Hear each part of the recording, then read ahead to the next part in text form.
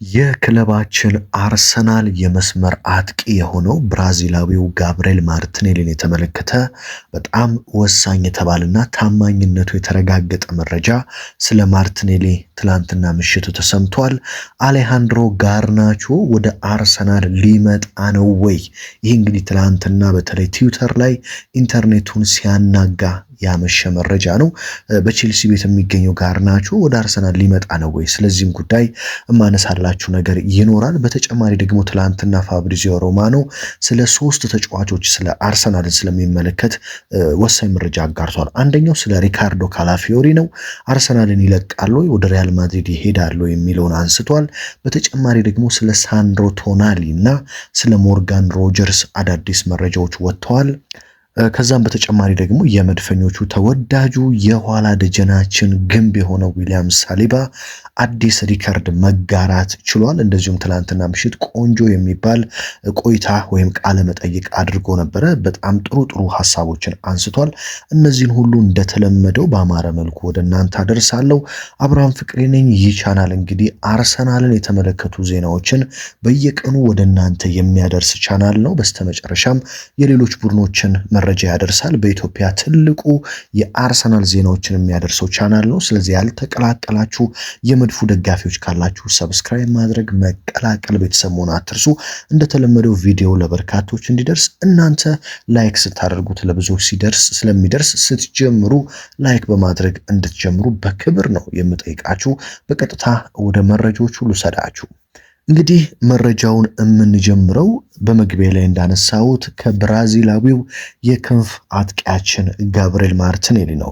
በነገራችን ላይ ስለዚህ ማርቲኔሊ ወይም ደግሞ ስለ ጋብርኤል ማርቲኔሊ የአርሰናል ደጋፊዎች በሁለት ተከፍለዋል። አንዳንዶች ማርቲኔሊ እኮ ለአርሰናል ያለው ፍቅር እጅግ በጣም ትልቅ ነው። በተለይ አርቴታ ትረስት ዘ ፕሮሰስ ብሎ የአርሰናልን ቡድን ሲያዋቅር በአርሰናል ቤት ትልቅ ጥምረት የነበረው የማርቲኔሊ የኦዴጋርድ እና የቡካዮ ሳካ ጥምረት ነው።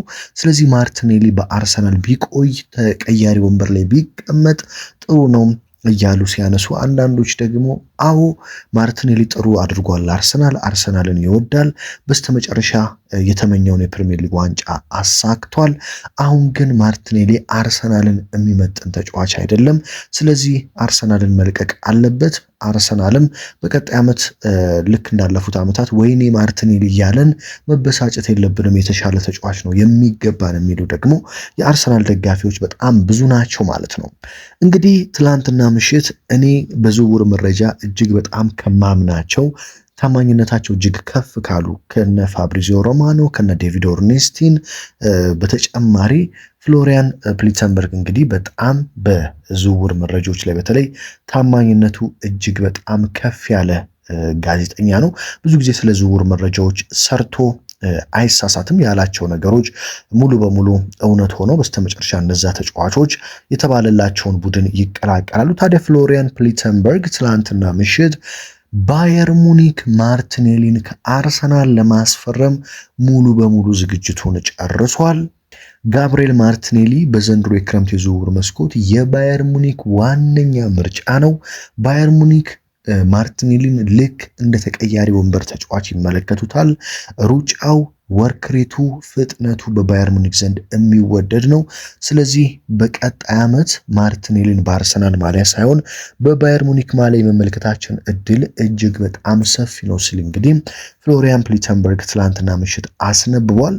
እንደኔ ይህ መረጃ በጣም እውነት የመሆን እድሉ ሰፊ ነው። ማርቲኔሊ በዚህ ክረምት አርሰናል ቤት ይቆያል የሚል እምነት የለኝም።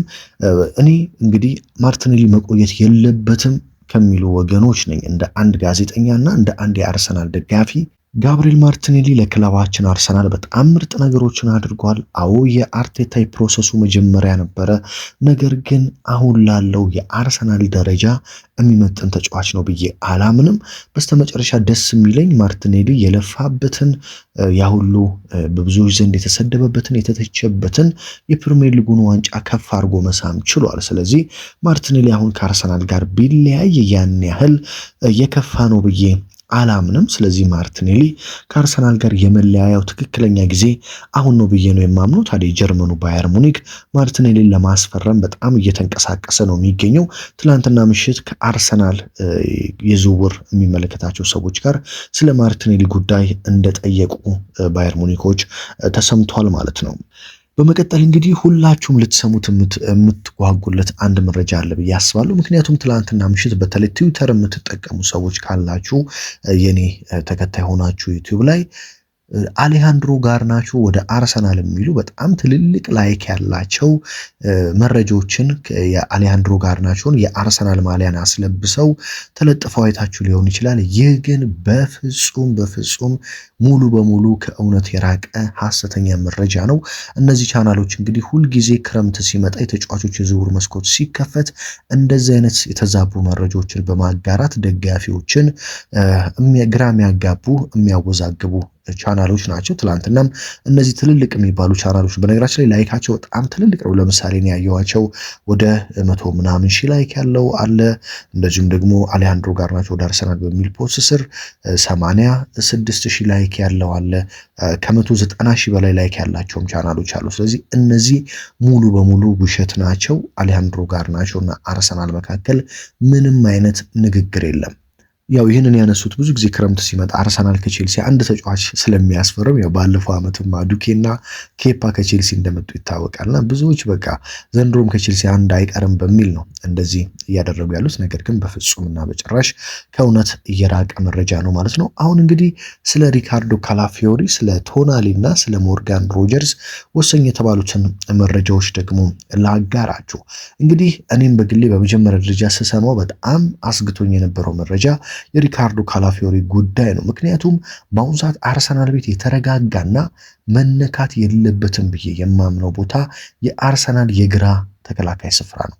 የሂንካፔና የካላፊዮሪ ጥምረት በጣም ምርጥ ምለው በደንብ እየተመጋገቡ እየተቀያየሩ አንድን የውድድር ዓመት ሙሉ ማስጓዝ የሚችሉ ሁለት ምርጥ የግራ መስመር ተከላካዮችን አርሰናል አግኝቷል ብዬ ነው የማምነው፣ ሂንካፔን እና ካላፊዮሪን ማለት ነው። ስለዚህ እነዚህን ሁለት ተጫዋቾች አርሰናል በፍጹም ማጣት የለበትም። በተለይ ሪካርዶ ካላፊዮሪ ማለት ደግሞ ግብ በምትፈልጉ ሰዓት፣ ጎሎች በሚያስፈልጋችሁ ሰዓት ወዲያውኑ በመስመሩ አስገብታችሁ መከላከሉም ላይ ማጥቃቱም ላይ ቡድናችሁ በጣም ጥሩ እንዲሆን የሚያደርግ ተጫዋች ነው። ባለፈው ዓመት አልኩኝ አሁን የፕሪሚየር ሊጉን ዋንጫም ስንበላ እንግዲህ አይታችኋል። በተለይ የመጨረሻዎቹ 5 ጨዋታዎች ላይ ካላፊዮሪ ከጉዳቱ ተመልሶ በመስመሩ ላይ ሲሰለፍ እንዴት አርሰናል በርካታ ግቦችን ለማስቆጠር ሲችል ማጥቃቱ ላይ እንዴት ጥሩ ሲሆን እንደነበረም ተመልክተናል። ስለዚህ ካላፊዮሪ በፍጹም አርሰናል ቤት መነካት የለባቸውም ከምላቸው ተጫዋቾች መካከል ግንባር ቀደሙ ነው። ታዲያ ፋብሪዚዮ ሮማኖ ትላንት ምሽት ይዞት የወጣው ዘገባ እንደሚያሳየው ሪካርዶ ካላፊዮሪ 100% በአርሰናል ቤት ባለው ነገር ደስተኛ ነው። የአሰልጣኝ ሚኬል አርቴታ የረጅም ጊዜ እቅድ እንደሆነም ተነግሮታል። ስለዚህ ሪካርዶ ካላፊዮሪ በአርሰናል ቤት ተጨማሪ ዋንጫዎችን የማሳካት ረሃብ ነው ያለው። ወደ ሪያል ማድሪድ ይሄዳል የሚለው በፍጹም የማይሆን ነገር ነው። ሪያል ማድሪድ በተለይ አሰልጣኝ ጆዜ ሞሪኒሆ የካላፊዮሪ አድናቂ ቢሆኑም ሪካርዶ ካላፊዮሪ ግን ወደዛ ያመራል ተብሎ እንደማይጠበቅ ፋብሪዚዮ ሮማኖ ዘግቧል ማለት ነው። ይህም በጣም ጥሩ የሚባል መረጃ ነው። ምክንያቱም እንዳልኳችሁ ካላፊዮሪ በጣም ምርጥ ተጫዋች ነው። ስለዚህ ወደ ሪያል ማድሪድ አለመሄዱ አርሰናልን ገና ደግሞ ዝውውር ላይ የሱን ተተኪ ለመፈለግ ሌሎች ብዙ ክፍተቶች ስላሉ እንዳይለፋ ያደርገዋል ማለት ነው። ሌላኛው እንግዲህ ፋብሪዚዮ ሮማኖ ትላንት ምሽት ያስነበበው በጣም ወሳኙ መረጃ ስለ ሳንድሮ ቶናሊ እና ሞርጋን ሮጀርስ ጉዳይ ነው። በተለይ የሞርጋን ሮጀርስ ጉዳይ ወደ አርሰናል የሚሄዱ ነገር የሚቀር አይመስለኝም። ምክንያቱም ሞርጋን ሮጀርስ አስቶን ቪላን መልቀቅ ይፈልጋል። የአርቴታና የአርሰናል ደግሞ አድናቂ ነው። በአርሰናል ቤት ቢመጣ ውጤታማ እንደሚሆን ያምናል። አሰልጣኝ ሚኬል አርቴታ ሞርጋን ሮጀርስ የወደፊት እቅዳቸው ዋነኛ አካል አድርገው ይመለከቱታል። ሞርጋን ሮጀርስም ከየትኛውም ክለብ ይልቅ አርሰናል የሚመጣ ከሆነም አርሰናልን ለመቀላቀል ዝግጁ ነው ሲሉ እንግዲህ ፋብሪዚዮ ሮማኖ ትላንትና ምሽት አስነብቧል ማለት ነው። ስለዚህ በዚህ ክረምት ከማይቀሩ ዝውውሮች መካከል አንዱ እንደኔ እምነት እንዳሉት መረጃዎች እንደምንመለከታቸው መረጃዎች እንግዲህ የአስቶን ቪላው ተጫዋች ሞርጋን ሮጀርስ ወደ አርሰናል የሚለው ነገር የሚቀር አይመስለኝም። እዚህ ጋር ትልቁ ችግር ሊሆኑ የሚችሉት ኡናይ ኤምሬ ናቸው። ምክንያቱም ኡናይ ኤምሬ ቀጣይ ዓመት ያው በብዙ ዋንጫዎች ስለሚጫወቱ ሞርጋን ሮጀርስን ለአንድ ዓመት ብቻ እባክህ ቆይ የሚል ጥያቄ ሊያቀርቡለት እንደሚችሉ እየተሰማ ይገኛል። ያው ኤምሬ ለአንድ ዓመት ቢቆይላቸው ደስ ይላቸዋል። ሮጀርስን በጣም የሚወዱት ተጫዋቻቸው ስለሆነ ማለት ነው። ነገር ግን ሮጀርስ ከአርሰናል የመጣ ጥያቄ ካለ ኤምሬን እሺ ብሎ በዛው በአስቶን ቪላ ይቆያል ተብሎም አይጠበቅም። በመቀጠል ፋብሪዚዮ ሮማኖ እንግዲህ ስለ ሳንድሮ ቶናሊ ባጋራው መረጃ መሰረት ቶናሊ ኒውካስትልን መልቀቅ እንደሚፈልግ ለኒውካስትሎች አሳውቋቸዋል። ኒውካስትሎችም ተጫዋቹን በመልቀቅ ጥሩ ገቢ ማግኘት ይፈልጋሉ። ነገር ግን ኒውካስትል ዩናይትዶች ቶናሊን ከ100 ሚሊዮን ፓውንድ በታች መሸጥ አይፈልጉም። ይህንን ደግሞ ዋጋ ብዙ ቡድኖች ለመክፈል እያቅማሙ ይገኛሉ፣ አርሰናልን ጨምሮ። በተለይ አርሰናል ሳንድሮ ቶናሊ ከ80 ሚሊዮን ፓውንድ በላይ ያወጣል ብለው አያምኑም። ነገር ግን ኒውካስትል 100 ካልሰጣችሁኝ ወይ ፍንክች እያለ ነው የሚገኘው። እኔ እንግዲህ በተለይ አርሰናል ሌሎች እንኳን ዝውውሮች ቀርተው የሞርጋን ሮጀርስ የሳንድሮ ቶናሊ እና በዛው በቲምበር በኩል ደግሞ የአንድ የቀኝ ተከላካይ ፊርማ ቢኖረው በእርግጠኝነት በጣም ምርጥ የሆነ ስኳድ እንደሚኖረን እርግጠኛ ነኝ። አርሰናል በነገራችን ላይ ከዛው ከኒውካስትል ቤት በቀኝ መከላከሉ ላይ ማለት ነው ሊቨራሜንቶን ያስባል። ሊቨራሜንቶን ለማምጣት የረጅም ጊዜ የአርቴታ እቅድ ነበር። ነገር ግን ሊቨራሜንቶ ከቅርብ ጊዜ ወዲህ ጉዳት በጣም የሚያስቸግረው ተጫዋች እየሆነ መጥቷል።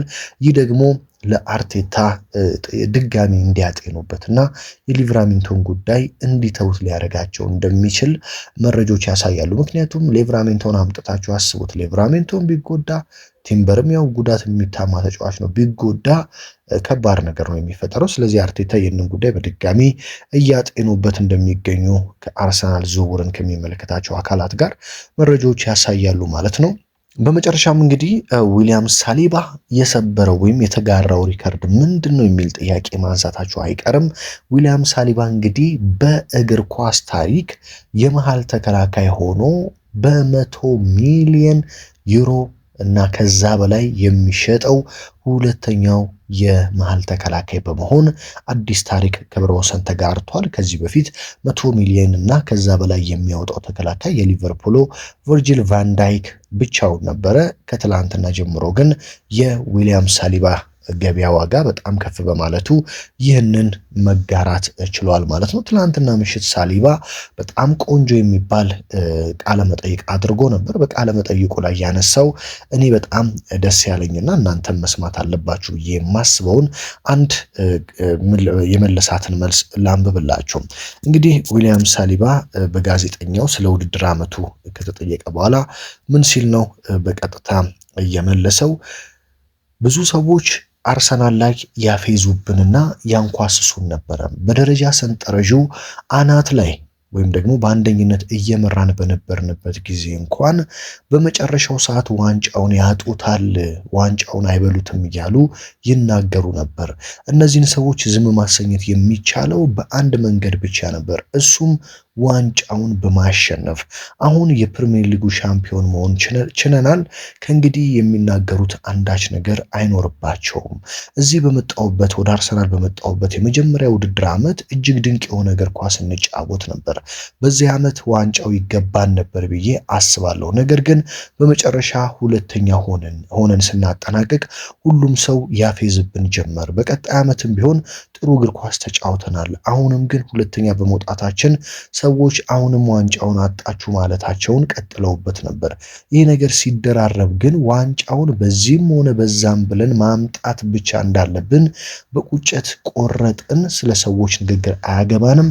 አርሰናል የሚጫወተው ጨዋታን ደስ አይልም የሚሉ ሁሉ እኛ ያሳካነውን ዋንጫ መብላት የሚፈልጉ ናቸው። በመጨረሻ ዋንጫውን ስናሳካ የቆመ ኳስ ቡድን ነው እያሉ ሊተቹን ይሞክራሉ። በአሁኑ ሰዓት እኮ በፕሪሚየር ሊጉ ላይ ሁሉም ቡድኖች በረጅም ውርወራዎችና በኮርና ምቶች ላይ ትኩረት አድርገው ይሰራሉ። ነገር ግን እንደኛ ውጤታማና የተሳካ መሆን አልቻለላቸውም። እኛ ግን ይህንን ስልት ከማንም በላይ በተሻለ መንገድ እየተገበርነው ነው። ልዩነቱ ይሄ ብቻ ነው። ውጤታማ እያደረገን ስለሆነ ማንም ምንም ቢል ይህንን መንገድ የምንቀይርበት ምንም ምክንያት የለም። በዚሁ እንቀጥላለን ሲል እንግዲህ ዊሊያም ሳሊባ አርሰናልን ለሚናገሩ አርሰናልን ለሚተቹ ሰዎች እንግዲህ ቆንጆ የሆነ መልስ ሰጥቷል ማለት ነው። የዕለቱ ወሳኝ ስፖርታዊ መረጃዎች እንግዲህ እነዚህ ነበሩ። አርሰናል በተለይ ከትላንት ምሽት ጀምሮ በጣም በዝውውሩ ላይ በፍጥነት እየተጓዘ ነው የሚገኘው። በእርግጠኝነት የምነግራችሁ በዚህ በተለይ አሁን ያው ዛሬ ይህ መረጃ ወደ እናንተ የሚደርሰው እሁድ ነው። ከነገ ከሰኞ ጀምሮ በሚኖረው በዚህ ሳምንት ውስጥ በጣም ጥሩ የሚባሉ መረጃዎችን ስለ ዝውውሩ ከፍ ያሉ መረጃዎችን ትሰማላችሁ ብዬ አምናለሁ። ምክንያቱም ከትላንት ምሽት ጀምሮ አርሰናል በንቃት እየተንቀሳቀሰ ስለሚገኝ ማለት ነው። የእናንተን ሀሳብ አስተያየት ስለ ማርቲኔሊ፣ ስለ ካላፊዮሪ፣ ሮጀርስ እና ቶናሊ እንደዚሁም ስለ ሌሎች በኮሜንት ላይ ልታስቀምጡልኝ ትችላላችሁ። ታዲያ በሌላ መረጃ ደግሞ በሌላ ጥንክር እስከምንገናኝ ሀገር ውስጥ ከባህር ማዶ ሆናችሁ ከጎን የሆናችሁ ይህንን ቻናል ከመሬት ተነስተን እንግዲህ 32,000 በላይ ተከታይ ያደረስን ውድ ቤተሰቦች ከልብ ላመሰግናችሁ እወዳለሁ። ያልተቀላቀላችሁ መቀላቀል፣ ሰብስክራይብ ማድረግ መረጃዎችን የአርሰናልን መረጃዎች በስተመጨረሻም ደግሞ የሌሎች አዳዲስ መረጃዎችም የሌሎች ቡድኖች ሲኖሩ ይጋራሉ አትርሱ። በያላችሁበት ታዲያ በሌላ መረጃ እስከምንገናኝ ሰላም ተመኘውላችሁ።